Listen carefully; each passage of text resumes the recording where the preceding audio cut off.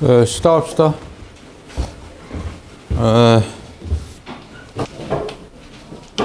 뭐 이번부터는 오늘 채점을 하지 말고 바로 강의하고 다 채점에서 다음 주에 넘겨주라고 하더라고요. 그래서 다음 주 오늘 한 거 채점을 내가 안 했기 때문에 어떤 것이 문제점인지는 모르고 다음 주에 혹시 꼭 지적할 사항이 있으면 다음 주에 이제 말씀을 드리겠습니다만은 어차피 일본 맥스웰 방정식부터니까 이거 얘기하면 요때마다 계속 하는 얘기가 있습니다. 맥스웰 방정식에서 바로 이 전속밀도 D라든가 H라든가 이런 것들을 반드시 벡터량이니까 기호에 조심을 하고요. 요렇게 써야 되든지 아니면 뭐 요런 걸 하든지 벡터 표시를 반드시 해야지 그게 다 감점 요인이죠. 그런 얘기고 오늘 이제 기본반 오늘은 오전에 하고 지금 오후에 또 출근했거든요. 오늘까지는. 그런데 오늘 오전 기본반 하면서 얘기가 어떤 분이 아직 시작하기 전이니까 뭐 오늘 처음 나오신 분이라 이번 해 어떻게 공부하는 게 좋겠냐고 얘기해대요. 수식 얘기도 하고. 그래서 저는 그랬습니다. 지금 기본반 때는 가급적 이해를 중심으로 하시고 외우는 건 막판에 가시라고. 난 이제 제 경험으로 봤을 때 제가 그때 40대였는데도 불구하고 그때도 자꾸 잊어버리니까 마지막 한 달 동안은 계속 외우기만 했다고 그랬어요. 그래야 외운 놈이 시간이 오래 안 가니까요. 그러니까 오늘 같은 날 맥스웰 방정식 열심히 외우시려고 그러지 마시고 힘들잖아요. 맥스웰 방정식 잘 이해해오죠. 가끔 보셔가지고 잠재의식 속에만 있다가 한 달 전부터 여러 번 풀어보시면 그때 아마 잘 외우실 수 있을 걸로 저는 그렇게 생각을 합니다. 자, 맥스웰 방정식은 뭐 전자파 얘기하려면 의뢰 나오는 거니까 간단하게 이런 건 별로 설명을 이제 파이널 반에서는 별로 할 필요도 없죠. 이 변이 전류에 대해서 얘기를 하는데 유전체를 흐르는 전류, 즉 절연체를 흐르는 전류에 대해서 파라데이의 전자유도 법칙, 뭐 암페르 지회적분 법칙 적용했다 했는데 그 변이 전류가 영어로 디스플레이스먼트 커런트인데 변이 전류라는 용어를 만든 사람이 맥스웰이에요. 그러니까 그 당시에는 그게 무슨 전류라는 용어가 없었어요. 맥스웰이 처음 창작한 용어입니다. 그래서 지금까지 변이 전류를 쓰는데 이런 변이 전류에 대해서 방정식을 세운 것이다 하는 거고요. 그러다 보니까 이제 결론적으로 이게 무슨 의미인가 이런 것은 자꾸 기억해 두시는 게 좋죠. 그래서 전개가 시간적으로 변화할 때 그 주위에 자개의 회전이 발생한다. 그런 얘기입니다. 그래서 변이 전류가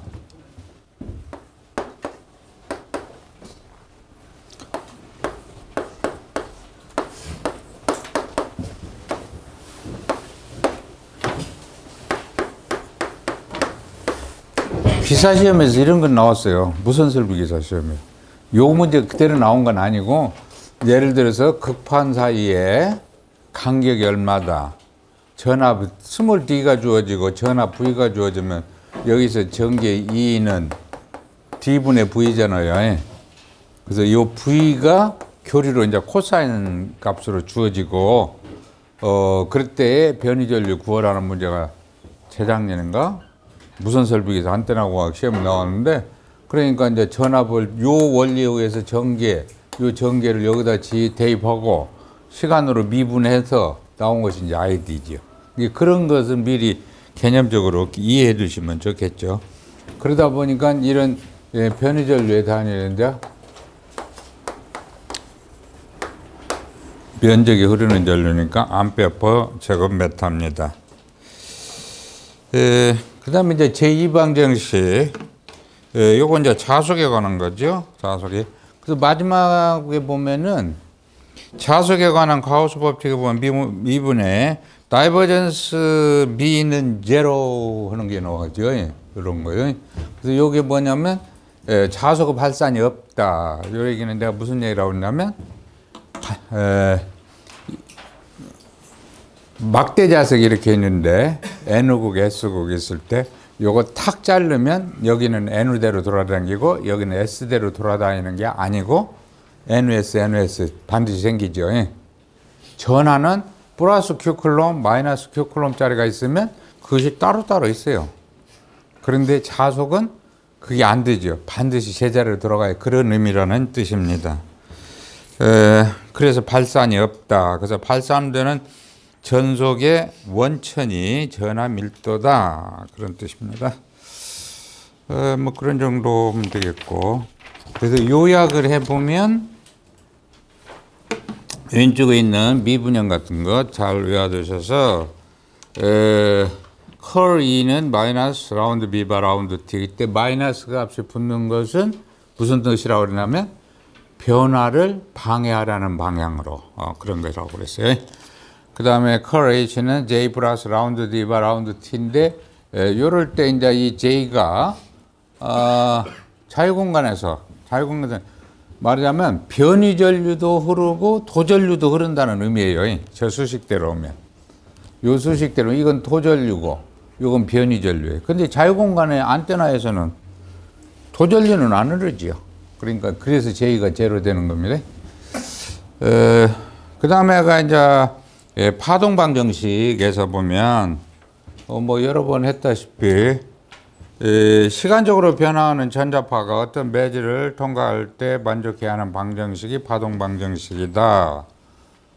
그래서 이 맥스웰 방정식에서 컬 E는 라운드 B 바 라운드 T, 마이너스 라운드 B 바 라운드 T이고 컬 H는 라운드 D 바 라운드 T가 되겠습니다. 그래서 두 번째 수식에서 뭐라고 그랬냐면 양변에 컬을 취하면 요거도 치우고 요거 등식이니까 같을 때니까 그렇게 만들어 놨을 때 요거 값은 어떻게 되냐. 요것은 그라디엔트 다이버전스 H 마이너스 더블 자성 H인데 다이버전스 H가 0이니까 결과적으로는 요것만 남는다. 그래서 요 값이 요렇게 되는 것은 공식이라고 했어요. 벡터 공식.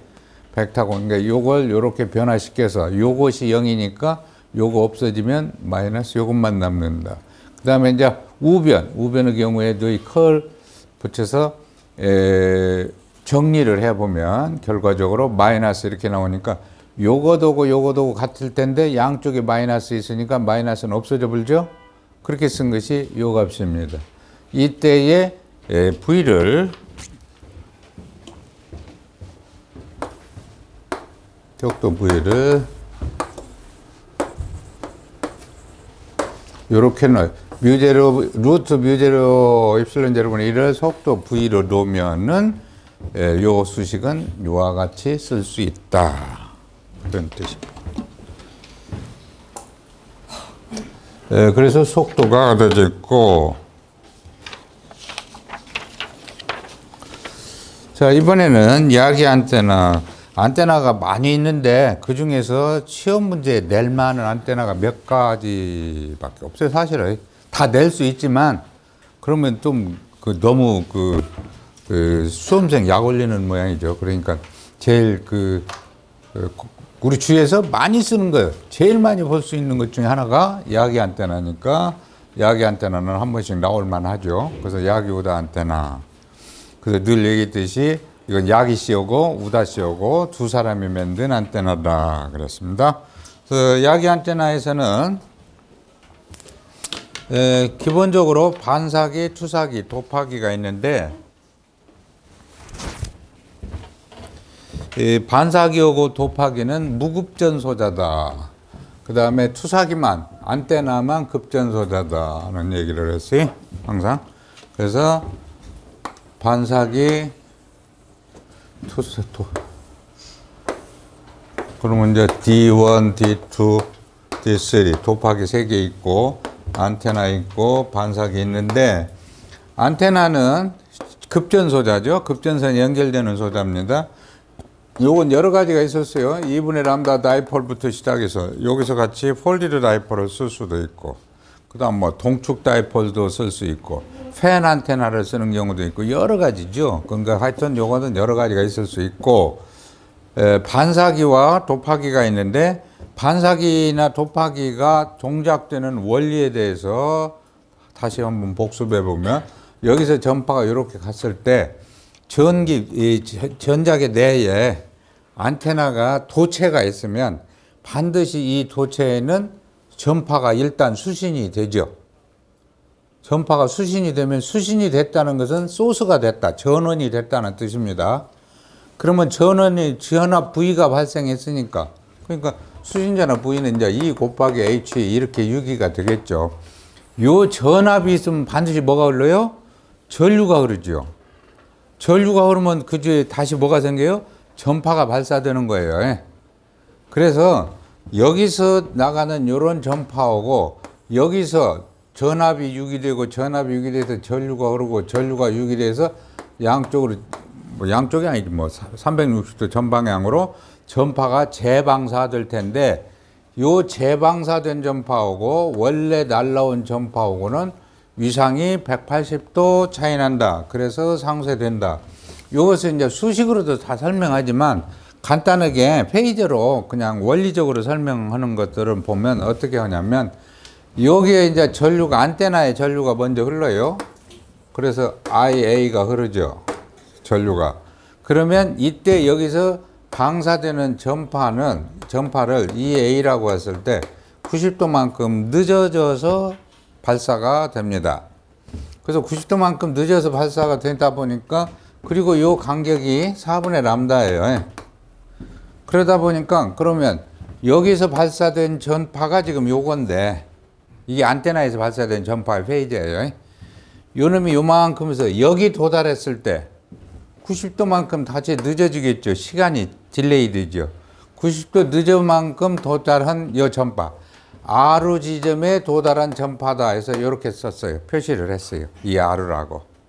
그러면 이렇게 지나가는 이 R는 이제 일단 생각해 놓고 그러면 여기에서 금방 얘기한 것 같이 전압이 유기되고 전압이 유기되면 전류가 흐르고 전류가 흐르면 다시 전파가 반사된다고 했죠.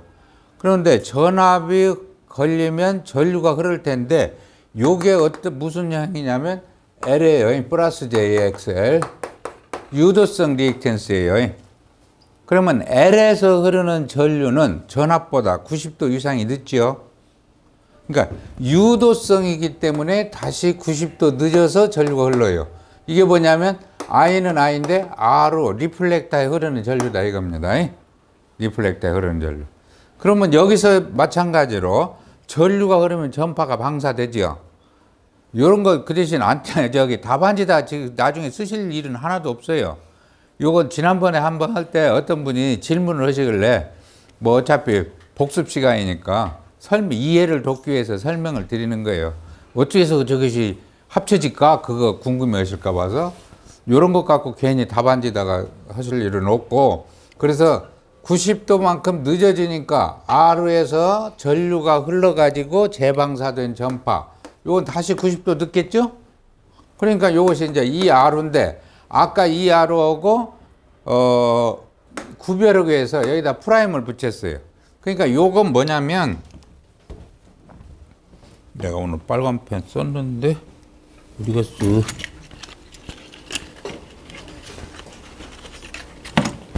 요것은 지금 어떤 거냐면 여기서 나가서 지금 요겁니다. 요것이 ER이에요. 그 대신에 여기에서 전류가 흘러서 재방사되는 거 있죠. 요것을 지금 ER 프라임이라고 했어요. 프라임. 요겁니다. 그러다 보니까 요거도고 여기서 재방사되는 거 요놈하고 보니까 위상이 180도 다르죠. 그러니까 어때요? 상쇄돼야죠. 요것도 요것은 상쇄. 캔슬됩니다. 그 대신에 여기서 요거 온 것은 요것이 여기까지 왔어요. 이제. 그럼 요것이 다시 또 90도 늦어지죠. 다시 90도 늦어져 갖고 요렇게 온 것이 지금 A 안테나 지점에 왔으니까 이 A인데 원래 거 있으니까 여기다 또 역시 프라임이라는 기호를 하나 붙였어요. 요건 뭐냐면 여기 갔다 되돌아온 요거예요. 요거는 원래 거죠. 두 개는 어째 동의상이잖아요. 그러니까 더해져요. 그래서 보니까 결론적으로는 요렇게 간 놈은 여기서 없어지고 갔다가 되돌아 왕쿠션 맞고 온 놈은 동의생이 된다. 그런 의미입니다. 그 대신 돕하기는 용량성이에요. 용량성이니까 여기서 이렇게 가는 게 아니라 이것이 다시 바꾸어져. 그렇게 같은 요령으로 해보면 돕하기도 이제 설명이 돼요. 이것이 페이지로 쉽게 쉬운 거예요, 이게. 수식 안 쓰고 쉽게 설명한 겁니다, 이게.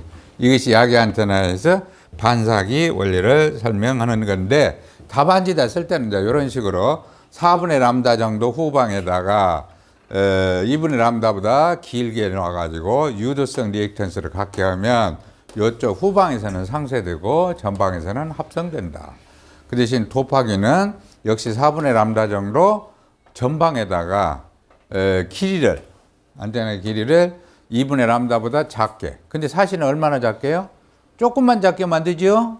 단축률보다 더 작게. 그래서 마이너스 J, XC, 즉 용량선을 갖도록 만들어 놓으면 이와 같이 되어가지고 합해진다. 그 다음에 전체적으로는 반사기는 한 개밖에 없고 돕하기는 여러 개 쓸 수 있다.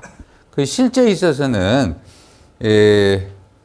어떤 역할이 그냥 반사기 하나, 돕하기 반사기하고 돕하기 둘 중에 하나만 선택할 수밖에 없어요. 이 소자를 하기 위해서. 안테나는 뺄 수가 없으니까. 그런 경우에 성능이 좋으려면 어찌하냐? 반사기를 써야죠. 반사기가 훨씬 지향성을 높이는, 예민하게 하는, 반사를 하시기는 이득을 크게 하는 그런 소자예요. 돕하기는 그보다 훨씬 약하고요. 요것을 응용한 것이 뭐냐면 중파방송국에서 4분의 람다 수직접지 안테나를 쓰는데 기본적으로 수평면의 지향 특성이 무지향성이어야 되죠. 무지향성이어야 되는데 어떤 위치에 따라서, 지역에 따라서 지향성을 갖게 할 필요가 있을 때가 있어요. 지향성을. 예를 들어서 여기서 무지향성으로 했더니 여기는 바다고 여기는 육지니까 이쪽엔 전파가 잘 나가는데 육지 쪽으로는 잘 안 나가요. 그런데 사람들이 어디에 있어? 육지에 살 거 아니에요. 그러니까 전파가 똑같이 무지향성보다는 약간 이쪽으로 좀 지향성이 틀어지면 좋겠다. 이런 경우에 이 원리를 그냥 쓰는 거예요. 이 원리를 쓰면 때 반사기를 쓰는 것보다는 그러니까 돕하기식으로 만들어서 쓰면은 지향성을 만들기가 더 좋죠. 그래서 실제로 예를 들자면 요 길이를 4분의 람다 수직접지 안테나는 서비스 에리아를 넓히기 위해서 어떻게 하는 게 좋나 하면 0.53 람다 정도 쓰는 게 좋다고 그랬죠. 0.53 람다를 다 설치 못하면 원전관, 톱, 링을 쓰지만 주파수가 높은 쪽은 0.53 람다 다 한다고요. 굉장히 높아졌어요. 그럼 여기다가 이제 이렇게 이제 지지선을 달아야 할 거 아니에요. 세 방향에. 근데 이 지지선 요렇게 한 중에 적당한 길이에다가 요렇게 돕하기 같은 거 세울 수 있어요. 그런데 길이가 좀 모자라잖아요. 그러면 요렇게 해요. 그럼 물론 애자 있고. 그럼 요것이 돕하기나 반사기 역할을 하면은 수평면 내 지향성 안테나를 설치를 해요. 이렇게. 그러니까 철탑을 세우는 것보다 훨씬 유리하죠, 이것이. 스테이를 이용하는 거니까요. 그런 것도 있습니다. 자, 이것이 야기 안테나 특징 있습니다. 그래서 특징은 단양성으로 예민한 지향성을 갖는다. 반사기는 하나고 돕하기는 여러 개다. 소자의 길이라든가 굵기, 간격에 따라서 상황이 많이 달라지니까 각 회사마다 이제 노하우를 가지고 적정한 값을 갖도록 해야죠. 야기 안테나 이득 수식입니다. 람다분의 10L 해서 이런 거 있고, 그 다음에 요 그림은 뭐였냐면 야기 안테나는 지금 야기 안테나의 원리를 활용한 것 중에 금방 수평면 내 지향성 안테나를 설명했는데 그것 말고도 여러 가지가 있습니다. 우리 주위에서 많이 볼 수 있는 것이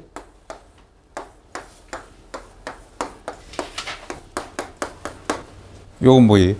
요것은 그냥 반사기관. 요거 반사기관만 하면 야기 안테나의 지향 특성은 단점이 후방에 이렇게 해서 전후방비가 좀 있어서 나빠요.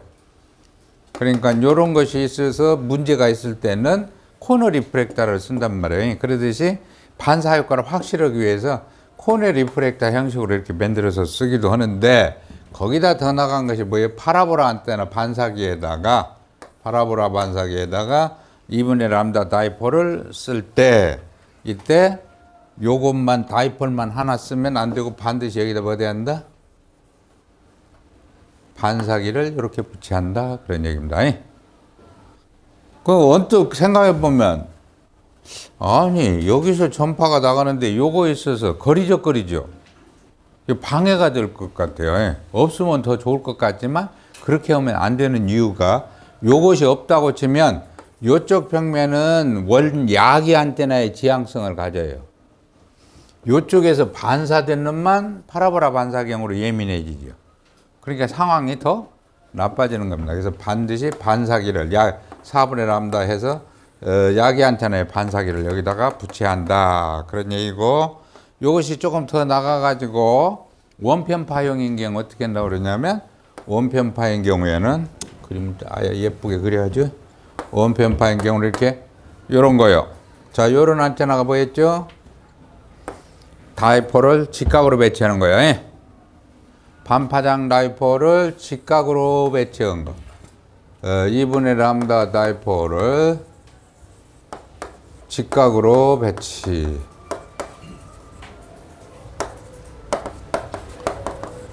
그 다음에 90도 위상차 급전. 두 개를. 그럼 뭐가 돼요? 회전자계가 생기는 거예요. 원편파가 됩니다. 원편파. 그러니까 요때도 반사기를 여기다 이렇게 붙여야죠. 두 개를. 그러니까 이렇게 붙이는 것을 또 개량한 것은 아예 이러느니 원판을 이렇게 붙여버린 거. 이런 것들이 실제 사용됩니다. 어느 정도 주파수 되냐면 L밴드에서 3GHz 이하에서 3GHz 이상 정도 되면 우리가 뭘 써요? 전자 나팔 쓴다고요? 왜냐하면 3GHz 이하에서 전자 나팔을 쓰려면 훨씬 불편해요. 쓸 수는 있지만 왜냐하면 도파관은 뭐예요? 하이패스 필터란 말이에요. 차단 주파수가 있어요. 그러니까 낮은 주파수까지 하려면 도파관이 커져야 돼요. 불편하죠.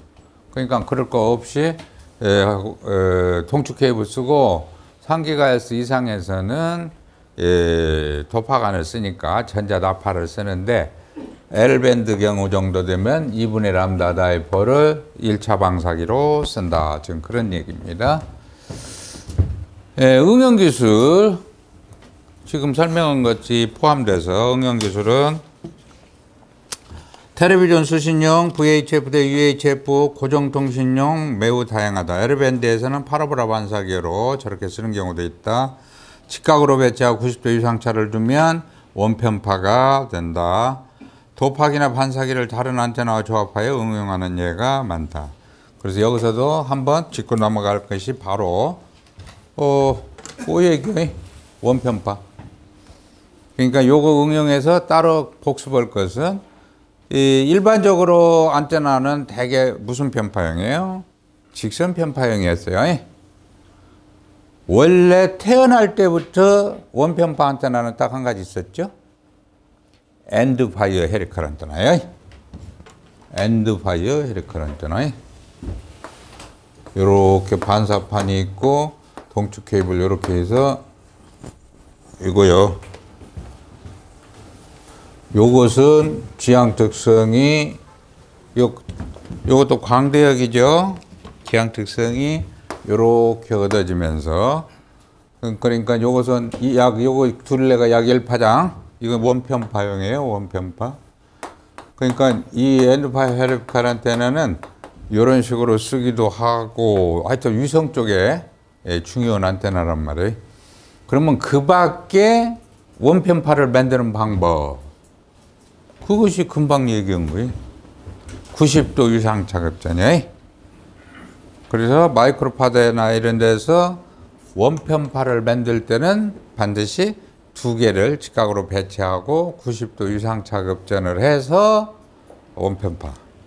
가장 대표적인 게 뭐라고 했냐면 마이크로 스트림 라인의 패치 안테나에서 이렇게 하고 이렇게 만들어져서 원편파를 만든다고요.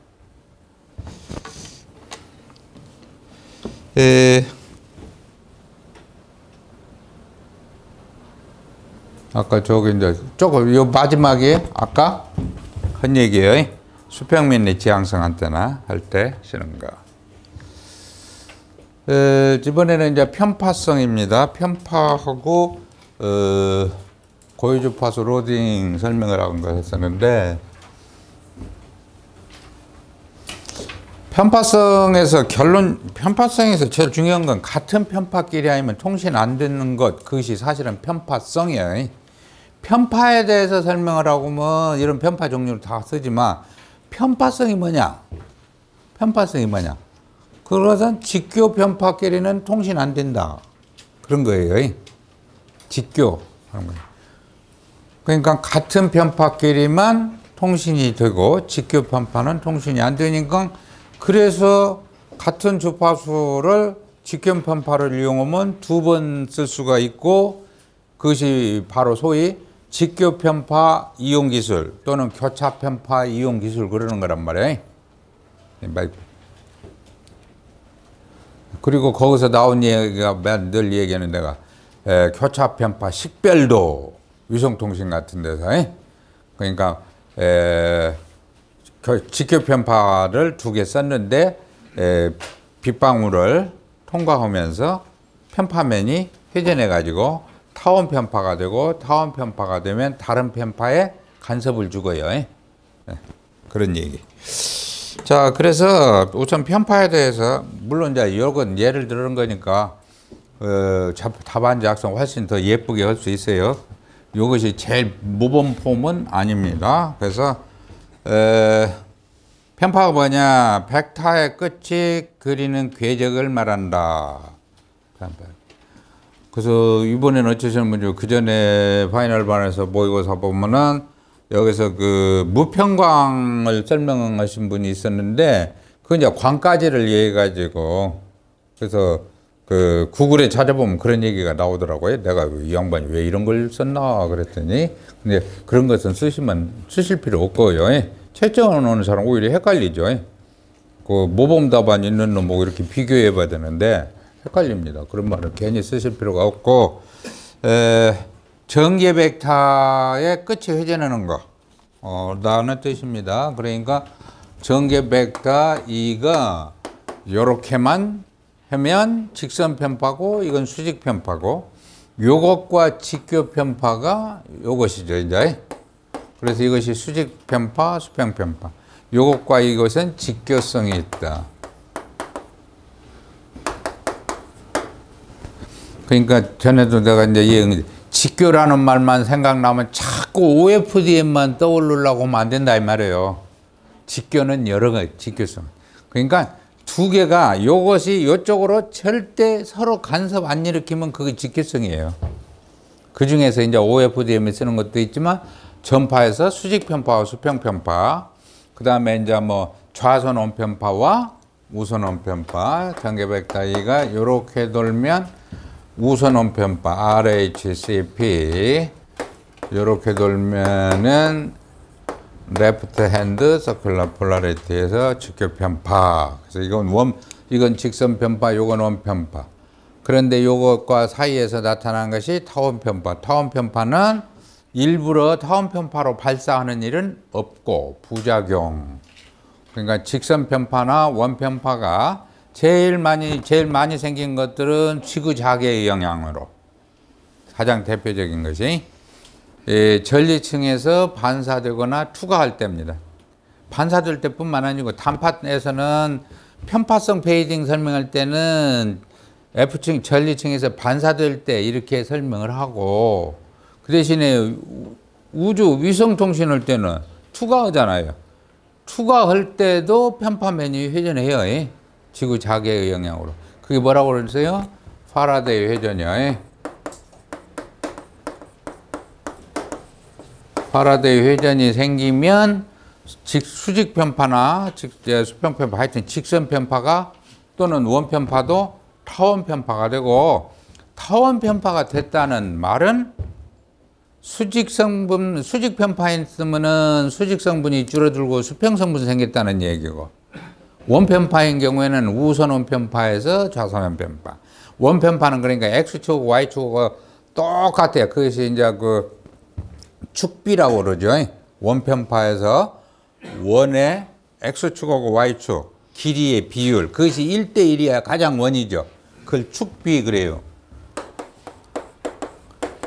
축비가 1대1이면 제일 좋은데, 그것이 틀어지면 이제 타원 편파가 되는 거죠. 그랬을 때 다른 편파의 직교성이 약해져 가지고 다른 편파에 영향을 준다, 그런 뜻입니다. 그래서 원편파는 지금 90도 유상차급 전환은 조금 전에 그 얘기를 했고, 축비 얘기를 했습니다. 그 다음에 선형 대 선형보다 선형 원형류는 원형 편파를 사용하게 되면 수직 성분은 줄어들어 적어도 수평 성분이 있으니까 3dB 차이 나죠. 그만큼 통신이 원활하게 이루어질 수 있기 때문에 방송국 같은 데서 쓴다, 그런 얘기 지금 설명한 거고요. 직교 편파, 수직 편파, 수평 편파, 좌선원 편파, 우선원 편파는 직교성이 있다. 그래서 직교 편파를 이용하면은 주파수를 재활용할 수 있다. 그 다음에 타원 편파가 돼서 간섭을 일으키면 직교 편파 식별도가 나빠져 가지고 서로 간섭을 준다, 그런 얘기고요. 그 다음에 안테나의 로딩을 설명하면서 고유주파수와 로딩을 하라고 그랬어요. 그래서 고유주파수 이해하죠. 고유주파수라는 이 얘기가 나온다는 얘기는 공진이 있다는 뜻이에요. 공진이 된다는 뜻은 정제파형이라는 뜻입니다. 그러니까 진행파형에서는 공진 현상이 없어요.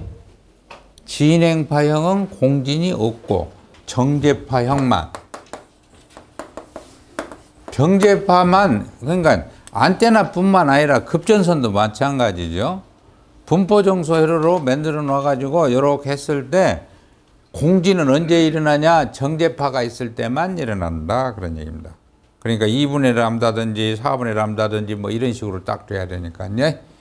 그래서 안테나 중에서는 정제파형 안테나, 그래서 가장 정제파형 안테나의 기본형이 뭐예요? 2분의 람다 다이폴.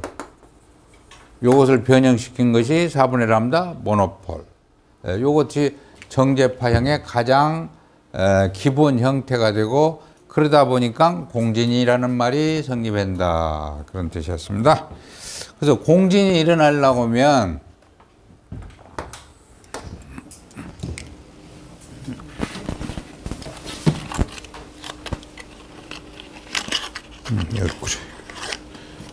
내가 좋아하는 빨간색으로 해야 됩니다. 자, 길이가 2분의 람다예요. 2분의 람다. 정제파 전류가 이렇게 있죠. 전압은 90도, 분포정소로 그러니까 L이니까 90도 유상에 바뀌어져서 이것이 전압이에요. 자, 급전을 어디서 하죠? 중앙에서 주로 급전을 하죠. 그런 것을 뭐라고 한다고 그랬습니까? 나 다음 주에 하겠지만은 요거 전류급전이에요. 전류급전. 전류의 파복, 전류가 최대로 되는 자리에 급전점을 연결하면 전류급전. 요 끝에서 급전하면 전압이 최대지요. 그게 전압급전. 대표적인 안테나가 제펠린 안테나. 제펠린 안테나 말고는 거의 없으니까요. 그래서 하여튼 전류급전입니다. 전류급전. 여기서 또 얘기하면 방사장 저항값은 오모 법칙에서 전류분의 전압이죠. 전류분의 전압.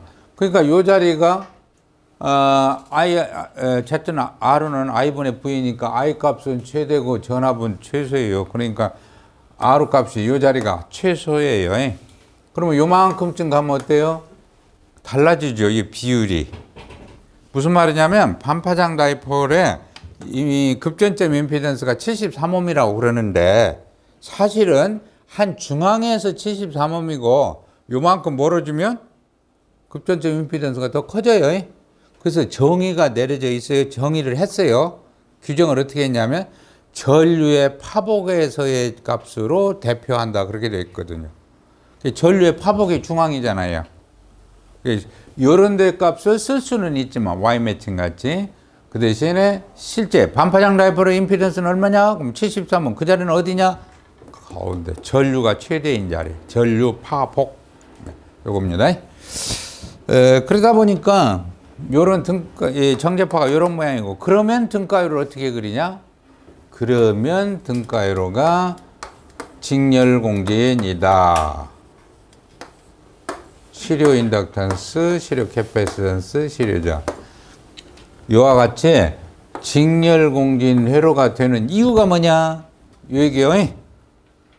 직렬공진으로 그린 이유. 등가요를 직렬공진으로 그린 이유는 전류가 최대, 전압 최소라. 공진회로는 직렬공진회로 있고 병렬공진회로 있는데 전류가 최대로 되고 전압이 최소로 되는 공진은 직렬공진이라고요. 임피던스가 최소니까. 그래서 이렇게 그리는 거예요. 괜히 그린 것이 아니고요. 그래서 이렇게 그려놓고 보니까 이제 요걸 그려놔야 그 다음에 뭔 설명이 됩니까? 연장 코일이라든가 단축 용량이 그렇게 나오는 거고 그러다가 보니까 요때 공진 주파수 FR는 요렇게 공진 주파수가 결정이 됐다. 다시 참고로 복습해 보면 뭐예요? 생각나시는 게 내가 가장 연락에 설명하는 거 있습니다. 항상 뭐예요? 공진이란 뭐냐? 공진이란 전압과 전류가 동위상인 때 직렬공진이건 병렬공진이건 마찬가지예요. 직렬공진이건 병렬공진이건 공진의 정의 공진의 정의는 전압과 전류가 동위상인 때. 여러분들 전기회로 책을 보면 공진의 정의가 사실은 두 개로 나와요. 이런 것하고 뭐 최대가 될 때 뭐 이런 것이 나오는데 일반적인 공진의 정의는 전압과 전류가 동위상일 때. 전압과 전류가 동위상이라면 천상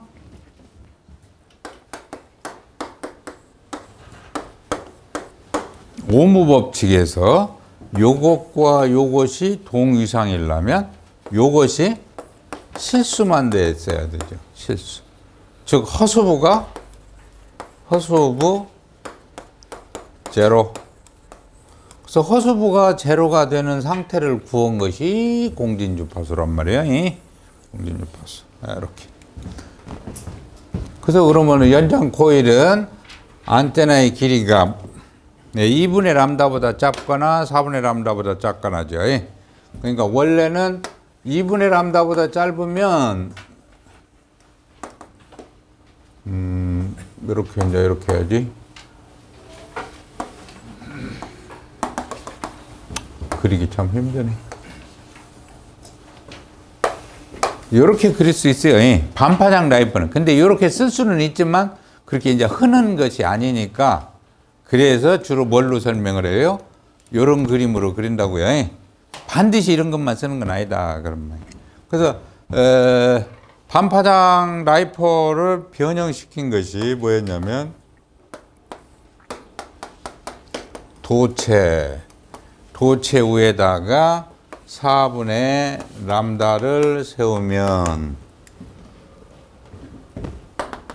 전기 영상이 생겨가지고 전기 영상 포함해서 2분의 람다. 그래서 이것을 4분의 람다 모노폴 안테나라고 하고 중파에서는 요 도체 대신에 대지를 도체로 간주해가지고 대지를 도체로 간주해서 이렇게 한 것, 이것이 이제 4분의 람다 수직접지고 VHF 대 이상이 되면 안테나가 저 높이 올라가야 되니까 대지를 도체로 쓸 수가 도체 간주할 수가 없죠.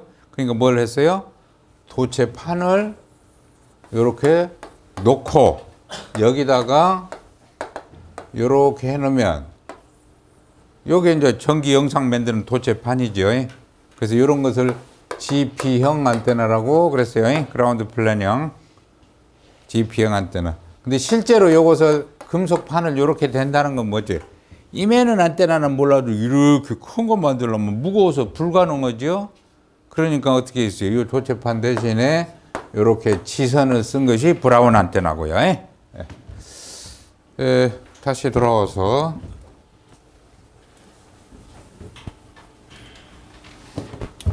그래서 저기서 같이 이렇게 L을 집어 넣으면 안테나에 L을 이렇게 집어 넣으면 등가 회로상으로는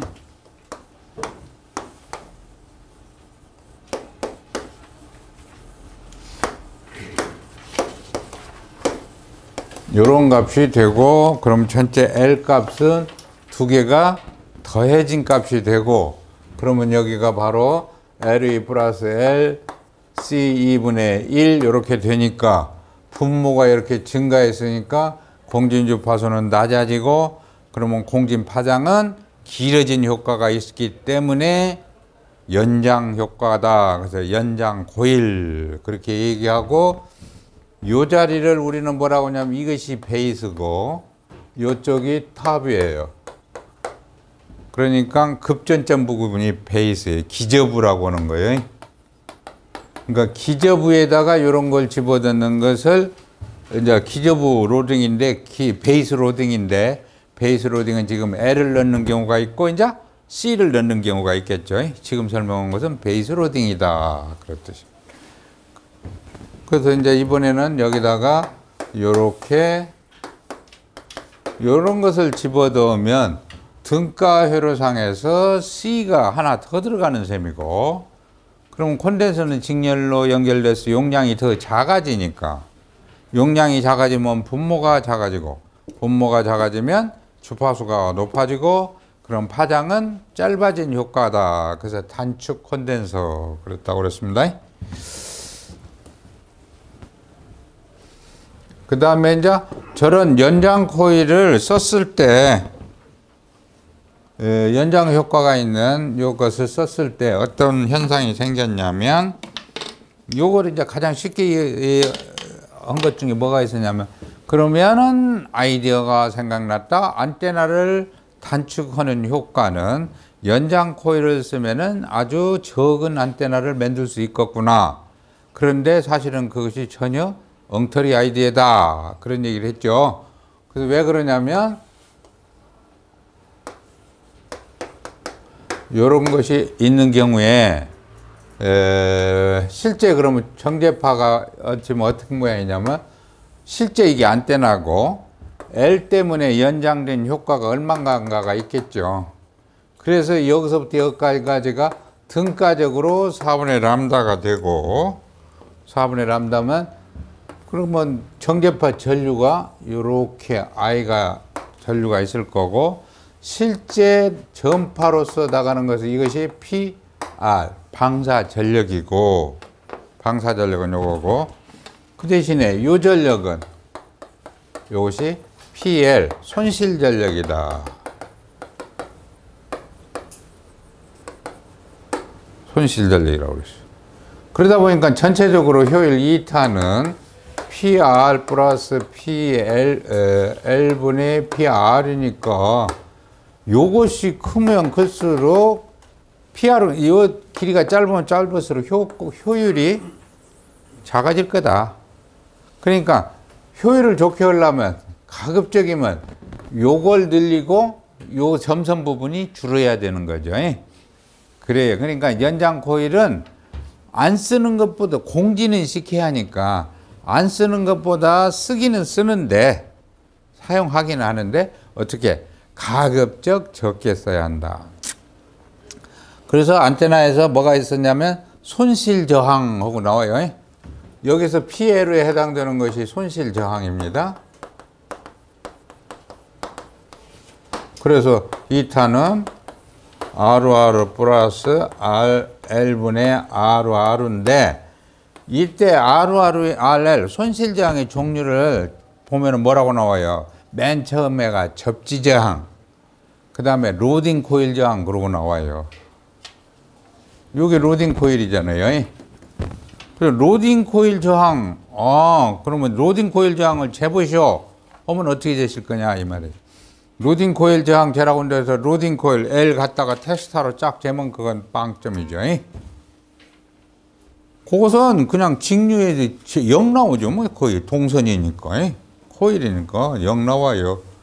그때의 이 얘기는 로딩 코일 저항이란 요 값입니다. 요 전력 PL은 I자승 RL이죠. 그러니까 손실 전력을 안테나의 전류 자승으로 나눈 값이 손실 저항이에요. 그러니까 요 전력을 I자승으로 나눈 것이 이렇게. 그러니까 바로 측정이 안 되고 뭐 어떻게 해야 돼? 손실 전력을 알아야 계산이 되죠. 측정은 안 되고. 손실 전력을 계산해야 RL을 알 수가 있습니다. 그런 의미입니다.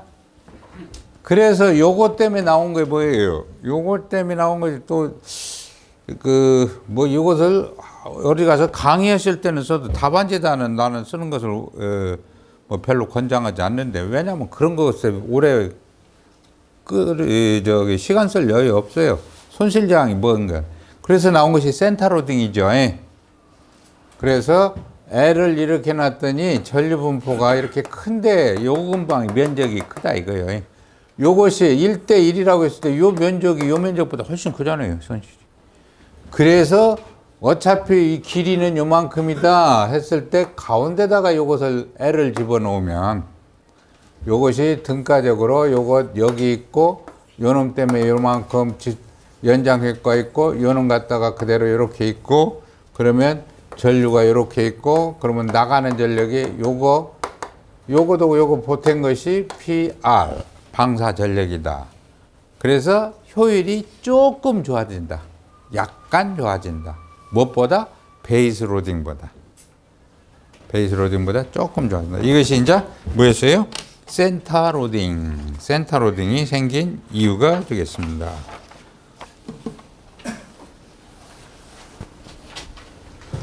그 다음에가 이제 탑 로딩. 이쪽 끝에다가 하는 것이 탑 로딩인데, 끝에다가 코일을 연장은 집어넣는다든가 그런 것은 아무런 의미가 없어갖고 전류가 안 흐르기 때문에 그래서 끝에다가 L은 집어넣자 소용이 없어요. 전류가 흐르야 뭐 이것이 생기죠. 그래서 만든 것이 탑로딩은 집중 정수는 없고 예를 들어서 탑로딩의 제일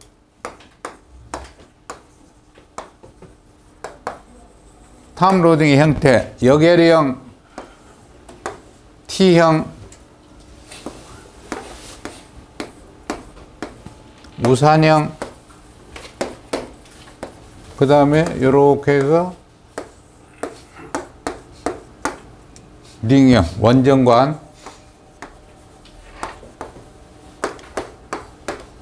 컵 링형. 자, 이런 것들이 전부가 뭐냐면 대지와의 정전 용량. 이것이 대지와의 정전 용량이 생긴 거. 그래서 연장 효과가 있다. 그것을 구태여 등가회로로 설명을 하자면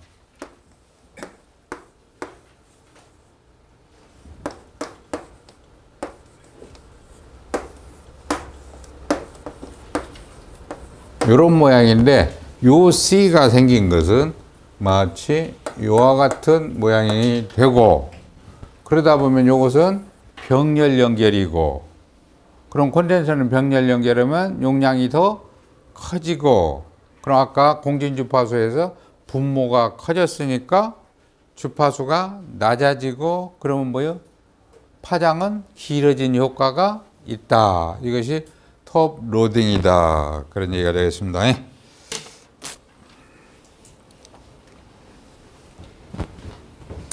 그래서 단축 용량 했고, 톱로딩 했고, 지금 센터 로딩까지 아까 설명을 했습니다. 대개 그런 정도로 설명을 만들어내면 되겠네요. 자, 이번에는 안테나 파라미터 얘기가 자주 시험에 나오는데, 사실은 안테나 파라미터를 다 열거라고 하면 가짓수가 좀 많죠. 그래서 제일 중요하게 나오는 것이 항상 이득입니다. 하여튼 전체적으로 있는 대로 가급적 건져보면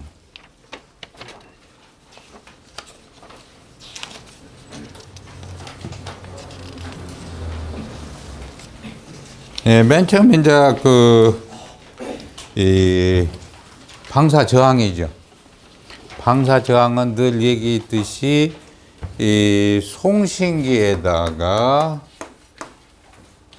안테나를 연결하면 전류가 흐르죠. 안테나 공중선 전류계가 있습니다. IA가 흘러요. I가 흐르면 전력이 없어졌는데 여기서 이제 전파 PR가 나가죠. 방사 전력을 측정하는 계측기가 있습니까? PR를 측정하는 거, 방사 전력. 방사 전력을 측정하는 계측기는 없어요. 그 방사 전력은 뭘로 계산해내냐 하냐면 천상 전개 강도 갖고 맨날 전개 강도 측정기 갖고 전부 이 전력은 환산해내는 거예요. 하여튼 방사 전력으로 이렇게 나간다. 그래서 여기서 100W를 송신기에서 공급했더니 여기서 100W가 나갔다. IA가 있다. 그러면 P는 I 자승 R이다. 그러니까 이 전력 P를 I 자승으로 나누면 R가 나오는데 그 R를 우리는 방사저항이라고 한다. 그러니까 송신기 입장에서는 그래서 저항을 하나 갖다 놓고 이때 전류가 IA라면 여기가 100W고 송신기 입장에서는 이것이 달렸나 요것이 달리든지 다 똑같은 입장이죠. 그때의 등가적인 저항이에요, 말하자면. 그러니까 방사저항은 등가적인 저항이니까 직접 대놓고 측정은 불가능합니다. 테스터로 측정은요, 불가능해요. 그리고 실제 이제 이와 같은 저항을 여기다가 연결하고 송신기를 튜닝을 하죠. 직접 안테나를 연결하면 불법 전파가 나왔고 전파법 위반이 되니까 다른 통신에 방해를 주고, 그러니까 튜닝을 할 때는 이와 같은 방사저항과 똑같은 저항을 여기다 연결하고 튜닝을 하는데 그걸 우리는 덤미로드, 의사부하라고 그러죠. 그리고 여기서 만들어진 요 전력은 전기 에너지, 내가 늘 얘기하는 것이 전압 V가 있으면 전류가 흘러가지고 P는 이퀄 VI가 성립하는 에너지가 전기 에너지예요. 근데 여기서 나간 것은 전파 에너지요. 전자파 에너지지요. 그러니까 그래서 내가 늘 안테나는 에너지 변환 소자라고 얘기하는 겁니다. 이것이 이제 급전선의 방사저항입니다. 그러니까 방사 전력을 안테나 전류의 자승으로 나눈 값. 그렇고, 그러다 보니까 이제 미소 다이폴 같은 얘기가 나오죠. 미소 다이폴.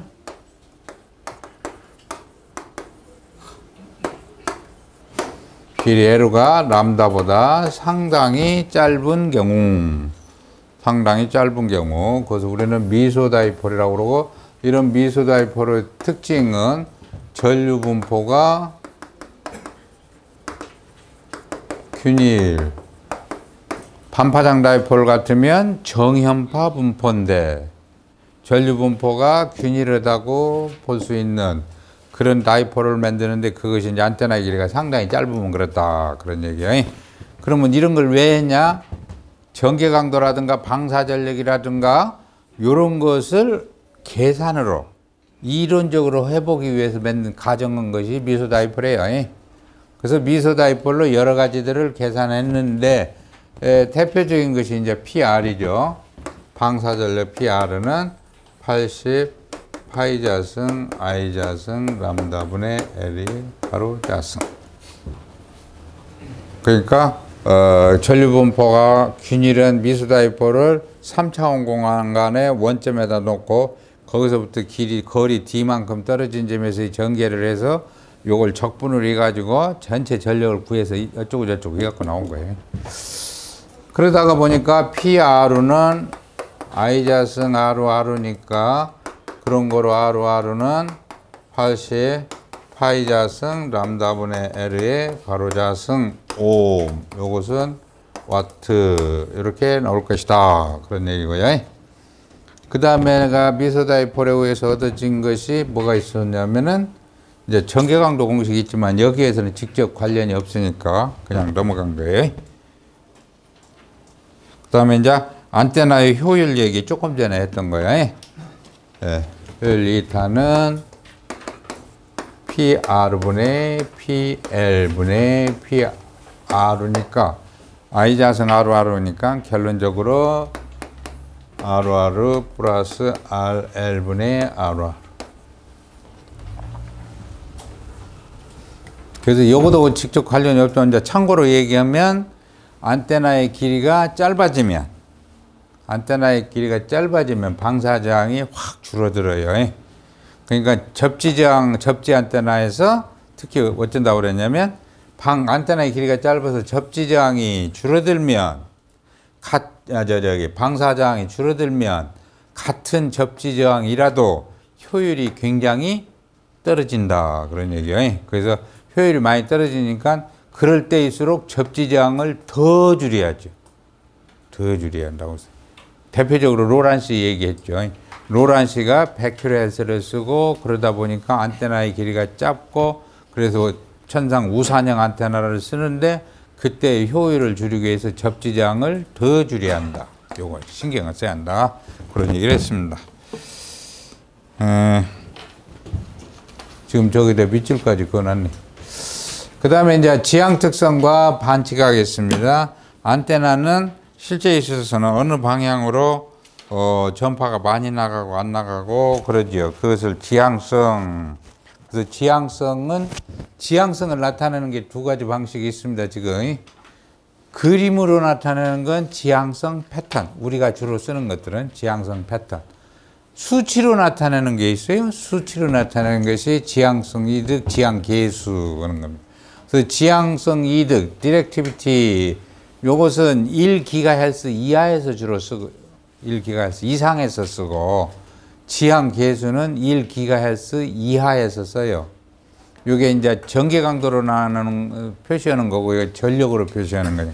항상 1GHz를 중심으로 해서 낮은 건 전압, 높은 건 전력입니다. 항상. 그래서 지향성 그림으로 나타내는 게 있는데 그림이 우선 수직면 내 지향성, 수평면 내 지향성. 요건 이제 지구 표면에서 우리가 쓰기 편한 거죠. 육상 통신에서 쓰기 편한 거. 그 다음에 이면 지향성과 H면 지향성은 사람 위주가 아니라 이제 안테나 위주라고 그랬어요. 그러니까 이면 지향성, H면 지향성은 주로 마이크로파드에서는 주로 이면 지향성, H면 지향성. 마이크로파드보다 낮은 다이폴이라든가 뭐 이런 것을 쓸 때는 대개 수직면 지향성, 수평면 지향성을 쓰는 것이 편리하니까 그래요. 그래서 이면 지향성, H면 지향성은 전개면과 자개면. 그래서 다이폴인 경우에는 전개면이 이거라고 그랬어요. 그다음에 요것의 직각면이 자개면. 전개가 이렇게 가면 자개가 이렇게 가잖아요. 맨 처음에.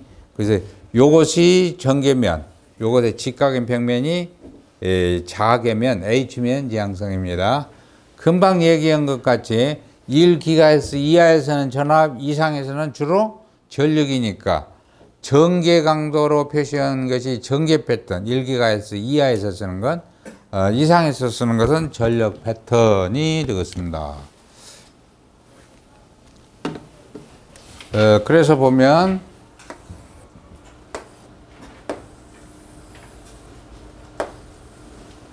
자, 이렇게 됐을 때 이것이 전개 패턴.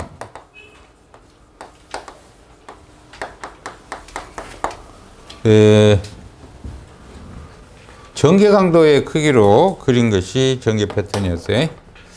그래서 예를 들어서 이것이 10cm다. 요것이 7cm다. 요것이 7cm다.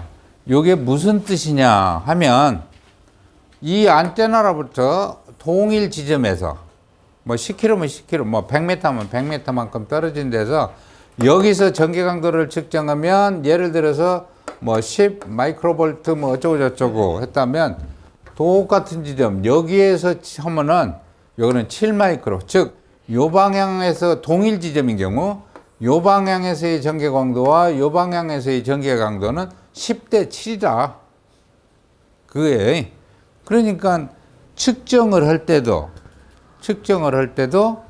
어떤 점에서 안테나로부터 일정한 거리에서 원을 그려갖고 전기 강도를 쫙 측정해서 플로팅을 하면 이런 것이 나온다고 그랬어요. 원리적으로. 그런데 이제 이것을 내가 돌아다니려면 힘들잖아요. 그럼 어떻게 해요? 일반적인 경우로는 안테나를 돌리면 돼요. 내가 돌아가나 안테나를 360도 돌리나. 왜냐하면 이걸 저기 운동장에서 할 수가 없잖아요. 다른 전파 방해 때문에. 그러니까 어디서 해요? 전파 무향시 챔버에서 한단 말이에요. 챔버에서 할 때 구태여 요거 돌아갈 필요 없고 안테나 여기다 놓고 스펙트럼 분석기를 전기강도 측정해서 요거 뺑 돌리면 전기강도가 요즘 뭐 자동으로 측정하니까 의미상 그렇다는 얘기고, 그러다가 보니까 그러면 요것이 전력 패턴인 경우는 어쩌냐. 예를 들어서 이렇게 돼 있다. 그러면 여기가 10cm, 여기가 5cm다. 여기 5cm다. 그러면 요 방향의 전력하고 요 방향의 전력이 10대 5다. 50%다. 그런 얘기야. 요거 10대 5다. 전력 패턴인 경우에 10대 5다. 이것이 이제 전개 패턴, 전력 패턴과 전개 패턴인데, 그럼 해필이면 왜 5cm 했냐? 요 방향으로 나가는 방사 전력에 요 방향으로 방사 전력은 2분의 1이다. 2분의 1이 하프 파워다. 방사 전력이 2분의 1로 되는 두 방향 사이가 세타, 이것이 반지각이다. 그런 얘기죠. 그러면 왜 하프 파워냐? 전기에서는 항상 전력이 2분의 1 되는 자리가 뭐예요? 그게 카트오프 포인트예요. 차단점. 면허 시험은 60점이 카트오프. 전기는 하프 파워가 차단점. 그러니까 요 방향 내에 있으면 여기는 그냥 합격. 그러면 자, 이것이 반지각이었습니다.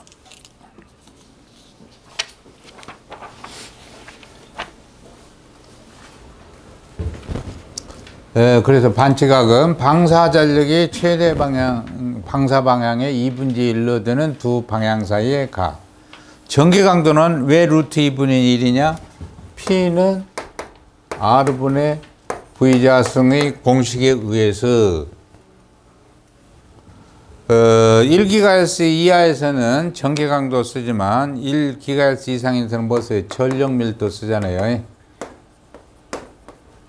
P는 128분의 2자승이. 그래서 아까 내가 그랬어요. 방사 전력의 비로 그린 그림이 전력 패턴이에요. 방사 전력으로. 근데 내가 또 뭐라고 했냐면 방사 전력을 측정하는 계측기가 없다고 그랬어요. 그럼 뭘로 알아먹냐? 전개 강도를 측정해서 자승을 한 겁니다. 전개 강도를 측정해서 자승해서 비율적으로 그림을 그릴 수가 있는 거죠. 그러다 보니까 똑같은 전기 강도를 먼저 측정해 가지고 아까 같이 이런 그림을 그릴 수 있는데, 이것이 1GHz 이상용이에요. 그러면 자승을 하면 이쪽 이런 그림이 되죠. 그러다 보니까 실제 전기 강도 필드 패턴인 경우에는 그림이 이런 모양이고, 똑같은 안테나를 전력 패턴으로 그리면 이렇게 나신해져요. 럭비공 모양으로 된다. 이게 왜 자승했으니까. 그래서 여기서는 7cm를 왜 7cm냐? 루트 2분의 1이니까 요거 0.707이니까 7cm짜리 전력은 2분의 1, 5cm짜리 그렇게 된 거고, 데시벨로는 두 경우 다 어떤 것이나 마이너스 3데시벨이에요. 그러니까 10 로그 10의 데시벨이 익숙하신 분, 실무에 많이 쓰신 분들은 익숙하지만 안 그러신 분들은 또 이제 어색할 수도 있죠. 2분의 1, 요것이 뭐예요? 바로 마이너스 3데시벨이에요. 근데 전압인 경우는, 전개 강도인 경우는 20 로그 10의 루트 2분의 1. 이래야 마이너스 3데시벨이에요. 왜냐하면 20이 이쪽으로 가죠. 요것은 10 로그 10의 루트 2분의 1의 자승이란 뜻이잖아요.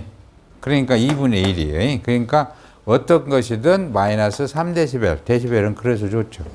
마이너스 3데시벨이란 전력이 2분의 1이라는 값입니다. 그 다음에 이제 전개강, 이 패턴에서 주 방사 방향은 주옆, 나뭇잎 모양이에요. 또는 메인 로브, 영어로는, 그 다음 또는 메이저 로브라고 한다고 그렇고, 요런데 이렇게 나오는 것들은 사이드 로브 또는 마이너 로브라고 한다고 했습니다. 부엽. 그래서 이런 사이드 로브가 많다는 것은 무슨 뜻이라고 그랬냐면, 사이드 로브가 많다? 잡음이 많다. 그러니까 마이크로파 안테나, 특히 위성통신이라든가 마이크로파 안테나에서는 적은 전력으로 통신하니까 SNB가 중요하고, SNB가 중요하니까 노이스가 적어야지요. 그래서 안테나가 저잡음 안테나가 중요해요.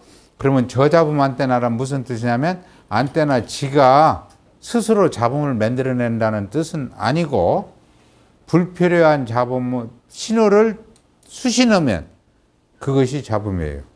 그럼 불필요한 신호 어디서부터 오냐? 사이드 로브로부터 온다 이겁니다. 사이드 로브가 적다, 그 말은 저잡음이다, 그런 뜻입니다. 그 다음에가 이제 아까 지향성 이득과 지향계수 얘기를 했습니다. 지향계수는 1GHz 이하에서 최대 방사 방향의 전개강도분의 시타 방향의 전개강도, 요것을 지향계수. 그래서 지향계수가 1이다, 그 말은 무지향성이다, 그런 얘기예요. 그 대신 1GHz 이상에서는 지향성, 디렉티비티, 다시 말하면 지향성 이득이 되는데, 그것은 방사 전력을 평균한 전력 밀도분의 최대 방향의 전력 밀도의 비를 지향성 이득, 그렇게 얘기를 합니다. 그 저기 지향계수인 경우 보면 미소다이폴에 미소다이폴이 있으면, 미소다이폴 복습 해봅시다. 미소다이폴인 경우에 길이가 L이다. 여기 흐른 전류가 I암페어다. 여기에서 시타 방향, 거리가 D인 지점, 요즘에서의 전개강도 E는 람다 D분의 60 파이 IL 사인 시타 볼트 퍼 메타. 요거 있죠? 예?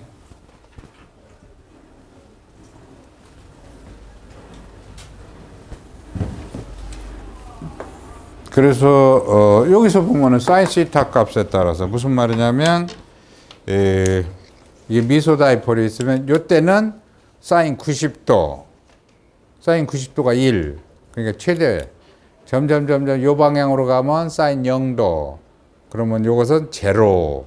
그러니까 전체적으로 보면 요와 같은 팔자형 특성입니다. 그런데 위에서 보면 어느 방향으로는 딱 같다고 그랬죠. 그러니까 그때는 지향계수가 1이고, 요쪽 방향은 사인 시타가 되겠습니다. 뭐 기사시험 볼 때는 이제 반파장 것도 외우고 그래야 되지만, 여러분들은 뭐 기술사에는 저런 것이 나올 리는 없으니까. 시료 길이와 시료 면적, 요거에서 이제 그 얘기를 했죠. 시료 길이가 왜 생겼냐? 시료 길이가 생긴 가장 원인 중에 하나가 뭐냐면, 미소다이폴 공식을 이용하자. 그래서 미소다이폴 공식에서 요 L을 이용했으면 쓰겠는데, 아까 미소다이폴은 전류 분포가 균일한 것이다. 그래서 만약에 여기다 2분의 람다를 그냥 대입하면 엉터리 값이 나와요. 왜냐하면 2분의 람다 다이폴은 전류 분포가 이렇게 생긴 거예요. 그런데 그대로 대입하면 전류 분포가 이렇게 생긴 걸로 나오니까 오차가 생기죠. 그래서 어떻게 했습니까? 이렇게 생긴 전류 분포를 균일하다고 생각해 가지고 요때 요 길이가 시료 길이 H였어요. 그러니까 노란색 면적하고 요 면적하고 빨강색 면적하고는 같아요. 그럼 면적이 같단 말은 전력이 같다는 뜻입니다. 그걸 면적으로 설명했을 뿐이에요. 그랬을 때 요 최대치는 요건 똑같죠. 아이온은. 그랬을 때의 길이 그것을 실제적인 효과적인 길이다. 그래서 HE 그러는데 왜 길이인데 H를 쓰냐면 이것이 옛날에는 시료고에서부터 나왔다. 왜냐하면 이런 개념이 생길 때는 접지한 4분의 람다 수직 접지 안테나에서부터 생겼어요. 4분의 람다 수직 접지 안테나니까 이것이 4분의 람다가 아니고 시료 높이는 2파이분의 람다를 이제 계산해낸 거죠. 그래서 시료고 한국말이 아니라 원래 그래서 높이니까 하이트에서 나온 거예요. 그래서 HE지요. 그런데 이런 것이 이렇게 만들어 놓고 보니까 높이란 게 말이 안 맞잖아요. 그래서 시료 길이라고 번역을 하는데 그래도 이 세상에서는 먼저 이름 등록해 놓으면 요즘은 뭐 어떤 사람은 개명을 많이 했지만 원래 보통 사람은 개명을 안 해요. 개명을 안 해야 오래 살아요. 그래갖고 그 말은 취소하고 그래서 시료 길이 하이트 했지만 시료 길이라고 길이도 그냥 HE를 그냥 이펙트에서 나온 말이고 시료 높이라는 뜻에서 나왔다 그런 얘기예요. 그래서 2분의 람다인 게 HE는 얼마예요? 8분의 람다가 계산해서 나왔었죠. 그래서 요것을 여기다가 대입하면 전개 강도가 나온다 그런 뜻이었어요. 그래서 계산한 것이 얼마예요? 여기다가 8분의 람다를 계산하니까 전개 강도가 간단히 나왔죠. D분의 60i 나와버려요. 다 약분돼 가지고. 그래서 저거 얘기를 또 하면 드디어 이 얘기를 또 해야 되는데 1GHz 이하 이상에서의 여기는 전개 강도, 여기는 전력 밀도, 시료 길이, 시료 면적, 수신 전압, 수신 전력. 그래서 요 곱하기 요것은 요거고 요렇게 나온다고 했습니다. 그 다음에 이 얘기 나온 김에 여기에 계속 쓰는 거 있었죠.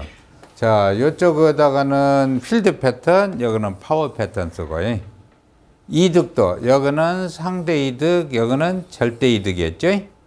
그 데시벨로는 여기는 dBd고, 여기는 dBi고,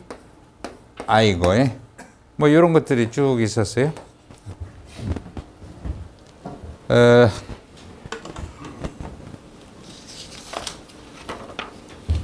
그래서 지금 수신 전력 구역이 나왔고요.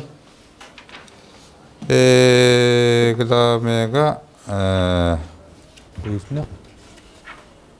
이 안테나 시료 면적 공식 했고 라인 타입인 경우에 그렇다. 그 다음에가 생각할 수 있는 것이 Q, 안테나의 Q. 안테나 Q 얘기는 사실은 보통 때는 안 중요한데 언제 중요했냐면 광대역성을 갖게 하기 위해서는 Q가 낮아야 된다. 그럼 안테나의 Q를 낮추는 방법은 실제는 어떻게 하냐? 표면적을 넓게 한다. 그래서 파이프를 쓰거나 원통형으로 파이프를 쓰거나 납작하게 하거나 하여튼 표면적 넓게 하는 것이 Q를 낮게 한다. 그 얘기했습니다. 그런 것 정도 하고 안테나 이득 얘기는 제일 중요한 거니까 하면 안테나 이득 얘기할 때 맨날 뭔 얘기를 했냐면 내가 증폭기의 이득은 입력분의 출력인데 안테나에서의 이득은 입력분의 출력이 아니고 기준으로 사용하는 안테나하고 P 측정 안테나 사이의 관계, 그것이 이득이라고 그랬습니다. 그래서 이제 내가 맨날 하는 거 이거잖아요. 전자납. 요렇게 얘기한 것에 비해서 요렇게 하면 크게 들리는데 요때 비해서 이것이 크게 들리는 이유는 다른 쪽으로 가는 전파를 목적 방향으로 모아서 반응하기 때문이다. 그래서 안테나의 이득은 어디서부터 오냐? 지향성으로부터 온다. 그런 얘기입니다. 지향 특성이 예민하다. 그 말은 이득이 크다. 지향성이 예민한 정도는 또 뭘로 나타내냐면 반치각으로 나타내죠. 반치각이 작을수록 지향성은 예민하고 그것이 큰 이득이고 이득이 크다. 자, 저거에서 나온 얘기는 내가 많이 그리는 그림은 요거였죠. 저렇게 그리는 건 좀 내가 보니까 헷갈려서 나 나름대로는 전개강도 측정기.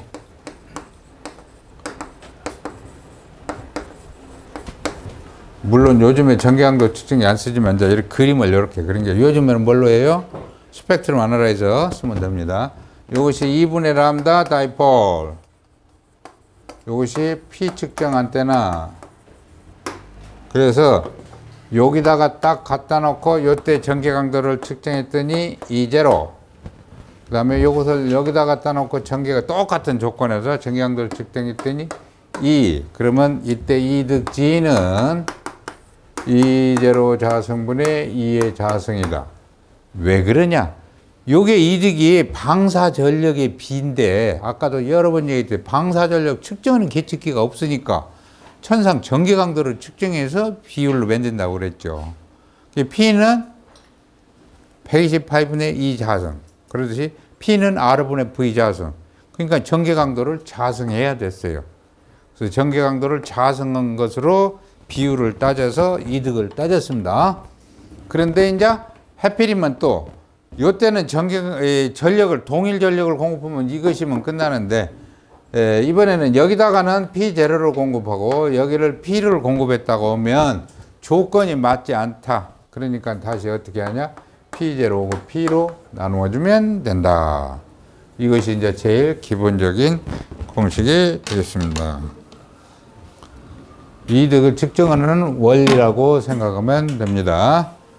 그러면 이득을 측정을 하는데 2분의 람다 다이폴을 기준으로 한 것을 우리는 아까 여기서 상대 이득 GH로 보통 표시하는데 1GHz 이상에서 쓴다 그런 얘기입니다. 근데 2분의 람다 다이폴이 아니고 등방성 안테나를 기준으로 한 것을 우리는 절대 이득은 E면 지향성도 1, H면 지향성도 1인 그런 안테나를 가정한 거라고 그랬습니다. 가정해서 쓰다 보니까 직접 측정이 불가능하죠. 그래서 직접 측정이 불가능하니까 어떻게 했냐? 환산을 했어요. 어떻게? 반파장 다이폴 안테나의 절대 이득을 수식으로 계산을 했더니 1.64배가 됐습니다. 즉 상대 절대 이득은 상대 이득 곱하기 1.64예요. 왜 1.64냐? 반파장 다이폴의 절대 이득을 계산했더니 1.64가 나와서 그렇습니다. 그 데시벨로 해보면은 절대 이득은 우리는 dB 아이소트로픽 안테나를 기준으로 했다 해서 dBi 그러고 1.64를 계산하면 이것이 2.15예요. 그래서 dBi는 dBd 플러스 2.15 한 것이 dBi가 되겠습니다. 다이폴이니까 dBd, 절대 이득은 dBi, 아이소트로픽 안테나에. 그래서 이렇게 환산을 합니다. 그러면 이런 이득이 주어지면 전개 강도는 어떻게 계산해야 되냐? 상대 이득이 주어지면 전개 강도 2는 D분의 7 루트 GH의 P. GH가 이거 상대 이득이야. 상대 이득이 2배다 3배다 하는 말은 전력이 2배 3배로 늘어난 거는 요것 없으면 이게 뭐예요? D분의 7 루트 P가 반파장 다이폴의 전개강도 공식이잖아요. 그러니까 상대 이득이 2배 더하면 P가 2배로 된 셈이에요. 반파장 다이폴을. 그래서 요것을 이렇게 곱한 것을 우리는 뭐라고 그래요? ERP죠. ERP는 GH에다 P를 곱한 겁니다. PT를. 송신전력이라고 해서 PT를 T자 붙여도 되고 안 붙여도 되고. ERP. 언제 써요? 1GHz 이하에서. 그 대신에 절대 이득이 주어지면 D분의 5.5 루트 GAP 이렇게 하는데 이게 뭐예요? 절대 이득. 요것이 없으면 D분의 5.5 루트 P가 뭐냐면 등방성 안테나에 의한 전개강도 구하는 공식이거든요. 그래서 요거 곱하기 요것이 뭐예요? 이 IRP는 GAPT 1GHz 이상에서 쓰는 겁니다. 1GHz 이상에서는 이 IRP를 쓰지요. 그런 정도 얘기입니다. 조금만 쉬었다가 하겠습니다.